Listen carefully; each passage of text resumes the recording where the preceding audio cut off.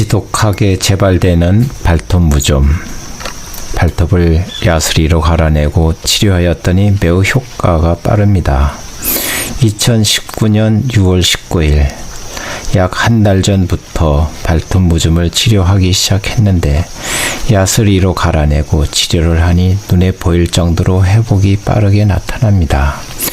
전에는 발톱 위에다 약을 바르곤 했는데 두꺼워진 발톱이 얼마나 보기 흉한지 마침 병원에서 처방받아 가지고 온 무좀약 박스에 종이로 된 야스리가 들어있어서 두꺼워진 발톱을 갈아내고 약을 발랐더니 이렇게 깨끗하게 변했습니다.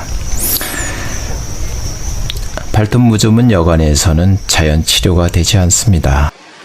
처음에는 발톱에 하얀 반점이 생기면서 시작된 발톱이 점점 두꺼워지면서 자리를 잡기 시작하더니 별의별 방법을 다 해봐도 치료가 되지 않았습니다. 그러다가 어떤 영상에서 발톱을 야스리로 갈아내는 모습을 보고는 따라서 발톱을 갈아내고 치료를 시작했는데요. 두꺼운 발톱에 약을 바르는 것보다 훨씬 치료가 빠릅니다.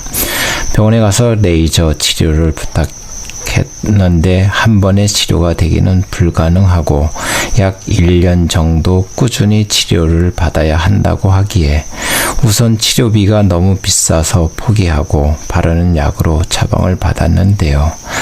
병원에서는 완전 치료가 되기까지는 약 1년간 꾸준하게 치료를 받아야 완치된다고 합니다.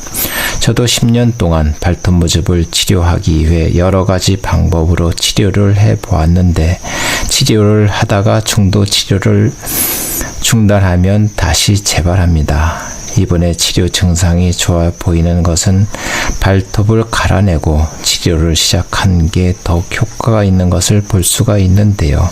두꺼운 발톱에 아무리 좋은 약이라도 별로 효과가 없었습니다. 발톱이 자라기까지는 어림잡아 1년은 걸릴 것 같은데요. 어떻게 진행이 될지 모르겠지만 이번엔 정말 기대가 됩니다. 발톱 무좀을 제거해야 한다고 결심하게 된 것은 이것이 발톱에만 적용되는 것이 아니라 발톱 무좀균인 사상균이 피혈관을 타고 몸속 전체에 퍼질 수 있다는 것은 큰 충격이 아닐 수 없더군요. 그래서 시작해 본 것인데요. 작은 야스리를 가지고 발톱을 갈아낸다는 것은 보통 결심을 하지 않으면 엄두도 못 낼 일이었습니다. 그런데 생각보다 발톱이 아프지는 않았고 대신 두꺼워진 발톱 속안은 무좀균이 다 먹어버려서 푸석거리고 다 떨어져 나갔습니다. 처음에는 소금으로 찜질을 하면 혹시 무좀균이 죽지 않을까 기대했는데 천만에 거의 아무런 효과가 없었던 느낌입니다.